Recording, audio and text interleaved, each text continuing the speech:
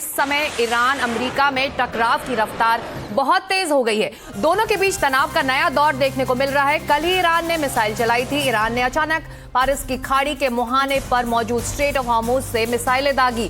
Khamenei ने कहा था कि अगर अमेरिका ने हमला किया तो अमेरिकी वॉरशिप डुबो देंगे, लेकिन अब ट्रंप ने बड़ी बात कह दी है। ट्रंप ने कहा है कि अगर ईरान मेरी हत्या करता है तो पूरे ईरान को नक्शे से मिटा देंगे। क्या वाकई डोनाल्ड ट्रंप के खिलाफ खलीफा का प्लान तैयार है?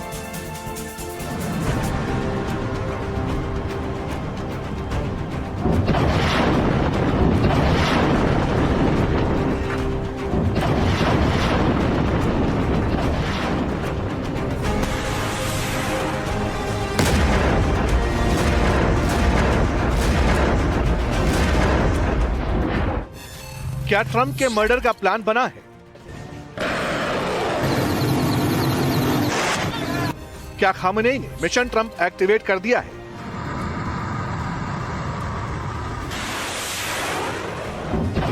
जैसे ही ईरान ने हॉर्मुज स्ट्रेट में मिसाइलों की पावर दिखाई, मिसाइल चला, दुनिया की तेल वाली सप्लाई लाइन कुछ वक्त के लिए बंद कर दी। उसी के बाद ट्रंप का एक बयान सुर्खियां बनने लगा। उनसे पूछा गया था कि क्या ईरान से उनकी जान को खतरा है। ट्रंप ने जो कुछ कहा, उसने ईरान और अमेरिका के बीच जंग का अलार्म ऑन होने का नया संकेत जारी कर दिया। That would be a terrible thing for them to do, not because of me. If they did that, they would be obliterated. That would be the end. I've left instructions. If they do it, they get obliterated. There won't be anything left. And they shouldn't be able to do it. And Biden should have said that, but he never did. I don't know why, lack of intelligence. अमेरिकी राष्ट्रपति जानते हैं कि Iran झुकने वाला नहीं, इसलिए उन्होंने पहले ही वॉर वाला सिस्टम ऑन करने का मन बना लिया है। ऐसा इसलिए भी है क्योंकि दोनों देशों के बीच जेनेवा में बातचीत का दूसरा दौर भी बिना किसी ठोस फॉर्मूले के खत्म हो गया। अमेरिका चाहता है कि ईरान एटमी प्रोग्राम के साथ मिसाइल प्रोग्राम पर भी हथियार डाले, लेकिन ईरान कहता है कि मिसाइल को हाथ लगाकर तो दिखाओ, आपके वॉरशिप्स को डुबो देंगे।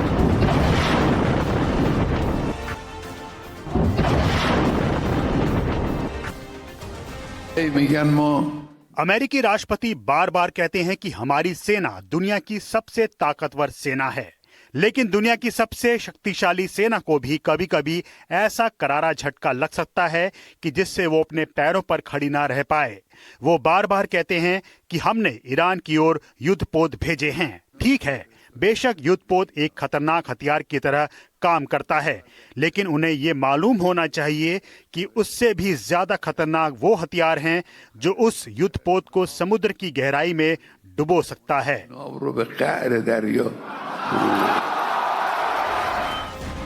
इसी बीच अब अमेरिकी उपराष्ट्रपति ने भी वॉर वाले मोड को लाल से पीली वाली बत्ती तक पहुंचा दिया है। जेडी वैंस ने कहा कि ईरान की सरकार ने अभी तक अमेरिका की उन सभी रेड लाइन को स्वीकार नहीं किया है जिसे लांघा नहीं जा सकता। We don't want nuclear proliferation. If Iran gets a nuclear weapon, there are a lot of other regimes, some friendly, some not so friendly, who would get nuclear weapons after them.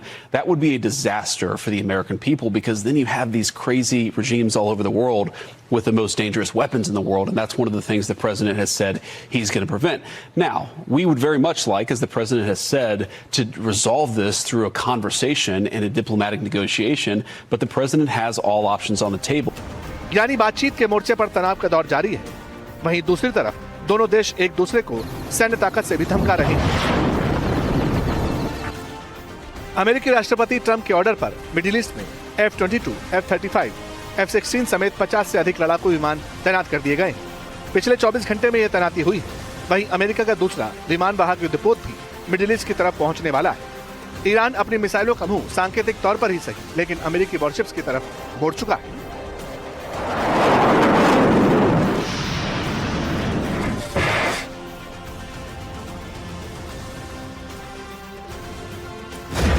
Irani supreme leader ने लगातार धमकी दी है।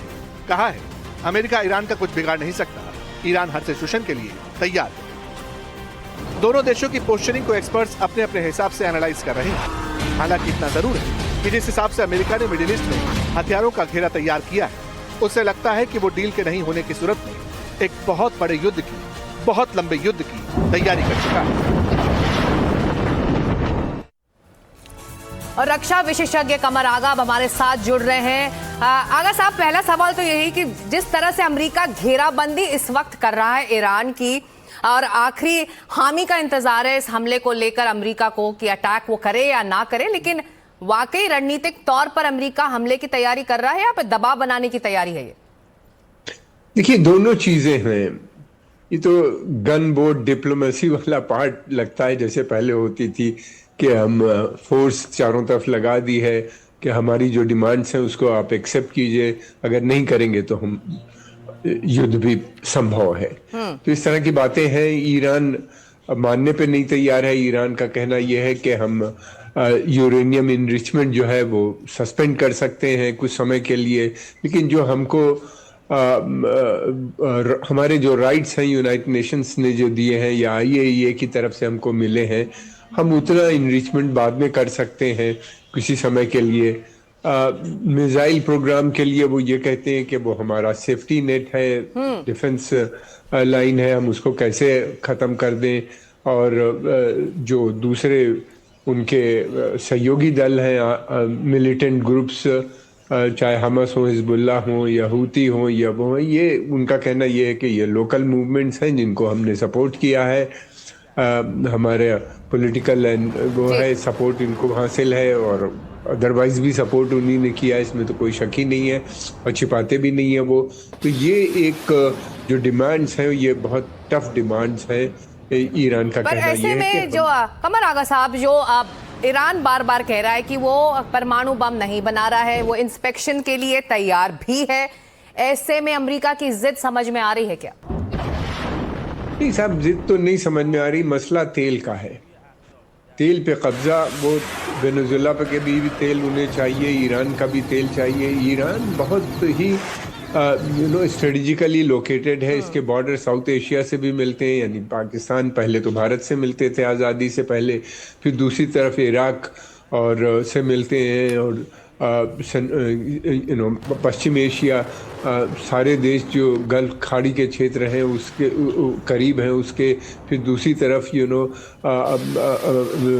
ये Armenia और Azerbaijan से मिलते हैं, Turkey से मिलते हैं, सेंट्रल एशियन रिपब्लिक से मिलते हैं, और इन सब जगहों पे तेल के बड़े भंडार पाए जाते हैं।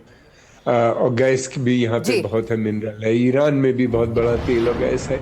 फिर रशिया का भी उन्हें तेल चाहिए। उनकी ऑयल कंपनीज कहती हैं कि रशिया के पास $75 ट्रिलियन के रिसोर्सेज हैं, ऑयल, गैस और दूसरे, उसको पर भी उनकी नज़र है। ये तो बड़ा मुश्किल हो जाएगा ना। इसके बाद फिर रशिया के बाद कोई और देश, वेनेजुएला। और ये वही ट्रम्प है आगा साहब, जो मैं सबसे पहले, इससे पहले हमारे सहयोगी से भी चर्चा कर रही थी कि वही ट्रम्प हैं जो 24 घंटे में यूक्रेन रूस युद्ध को रोकना चाह रहे थे, अब वो एक और युद्ध थोपने की तैयारी में। जी हाँ, देखिए दुनिया बहुत बड़ी है, विश्व बहुत बड़ा है। ये सैंक्शंस और टैरिफ के माध्यम से मैं नहीं समझता कि दुनिया को कंट्रोल किया जा सकता है। और ये यदि युद्ध हुआ तो बहुत भयानक होगा, भारत पे भी उसका बहुत बुरा असर पड़ेगा। इसलिए कि ये क्षेत्र में ईरान का कहना ये है कि उसके पास 2 ही प्लस पॉइंट हैं जिसको वो बहुत कहता है कि युद्ध के मतलब ये है कि ऑल आउट वार हो जाएगी। वो अमेरिकन बेसिस जहाँ जहाँ है उसको अटैक करेंगे। वो पहले भी कर चुके हैं, इराक में भी उन्हीं ने अमेरिकन एम्बेसी पे अटैक किया था, अमेरिकन बेस पे जो एम्बेसी से मिला हुआ था। फिर उसके बाद कतर में भी उन्हीं ने किया था, अमेरिकन मिलिट्री बेस के ऊपर। और उसके अलावा सभी बाकी भी जितने देश हैं उनके रेंज में हैं, बिल्कुल सब मिले हुए हैं। और तीसरी चीज़ ये है कि तेल की सप्लाई को वो कहते हैं डिस्टर्ब करने की थोड़ी बहुत क्षमता तो है उनमें। ऐसा लगता है कि ऐसा अगर हुआ तो भारत के लिए तो हमारी जो 6 से 7% इकोनॉमिक ग्रोथ है उस पर असर पड़ेगा। 1 करोड़ लोग भारतीय मूल के वहाँ पे रहते हैं अरब देश में। और दूसरी बात यह कि हमारा ट्रेड है उनके साथ लगभग $150 बिलियन से ज़्यादा का है, बायलैटरल ट्रेड। फिर वहाँ से इन्वेस्टमेंट भी आते हैं। ये सारा सब डिस्टर्ब हो जाएगा, ग्लोबल इकोनॉमी डिस्टर्ब हो जाएगी, ऑलरेडी बहुत वीक है। बिल्कुल, भारत की एनर्जी और इकोनॉमिक स्टेबिलिटी के लिए जरूरी है कि ये कॉन्फ्लिक्ट और ज्यादा ना बढ़े। लेकिन कमर आगा साहब, ईरान कह चुका है कि अमेरिकी हमले की सूरत में जो मिडिल ईस्ट में उसके जो सैन्य अड्डे हैं, चाहे वो कतर में हो, बहरीन, कुवैत, UAE, सऊदी अरब, बाकी जो मिडिल ईस्ट के देशों में है, उस पर वो हमला करेगा। ऐसे में जरूरी है समझना मिडिल ईस्ट देशों की पोजीशनिंग इस वक्त इस पूरे कॉन्फ्लिक्ट को लेकर क्या रहने वाली हो। मिडिल ईस्ट के जितने भी देश हैं वो सब बहुत चिंतित हैं। उनका काफ़ी प्रेशर है, चाहे वो सऊदी अरेबिया हो, कतर हो, बहरैन हो या कोई भी देश हो, वहाँ का कुवैत हो, या फिर उसके अलावा सेंट्रल एशिया के भी देश हैं। टर्की ने भी कहा है कि युद्ध नहीं होना चाहिए, फैल जाएगा और बड़ी प्रॉब्लम आ जाएगी। उनको ऐसा लगता है कि अगर यहाँ पे युद्ध हुआ तो अमेरिकन जो हैं उनके तेल के ऊपर, अमेरिका ने सऊदी अरेबिया को भी नोटिस दे रखी है। प्रेसिडेंट ट्रंप ने कहा था कि वो अपने तेल के जो भंडार हैं वो उनके हवाले कर दें, उनको ख़तरा है अमेरिका से, वो उनको प्रोटेक्ट करेंगे। तो इस तरह से उनको भी डर लगता है कि वो भी अपना तेल पे जो उनका कंट्रोल है वो ख़त्म हो जाएगा।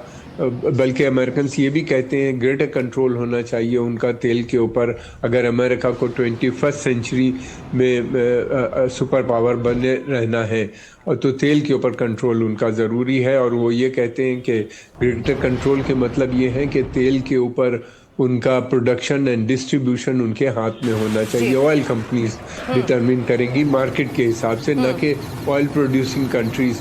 तो बहुत से जितने भी क्षेत्रीय देश हैं उस पूरे चारों तरफ वो चाहते हैं कि युद्ध ना हो, और उनकी भी इकनॉमी कमज़ोर है। और दूसरी बात ये कि ये सारे तेल ऑयल प्रोड्यूसिंग देश हैं, अगर ज़रा भी डिस्टर्ब हुआ तो इनके बजट डिस्टर्ब हो जाएंगे, इनके यहाँ एक बड़ी क्राइसिस खड़ी हो जाएगी। और इसको करीब से भारत भी देख रहा है कमर आगा साहब, क्योंकि स्ट्रेटेजिक एनर्जी चोक पॉइंट है जो स्ट्रेट ऑफ हॉर्मुज है वो भारत के लिए भी है। जो आंकड़े हैं वो बता रहे हैं कि 40% क्रूड ऑयल इंपोर्ट उसी चोक पॉइंट से होता है। 54% LNG वहां से भारत के लिए आता है। तो भारत के लिए भी बहुत कठिन इस वक्त स्थिति है और ये कॉन्फ्लिक्ट ना बढ़े, यही कोशिश रहेगी भारत की भी। जैसा कि आप कह रहे हैं मिडिल ईस्ट देश कोई नहीं चाहता ये कॉन्फ्लिक्ट और ज्यादा एस्केलेट हो।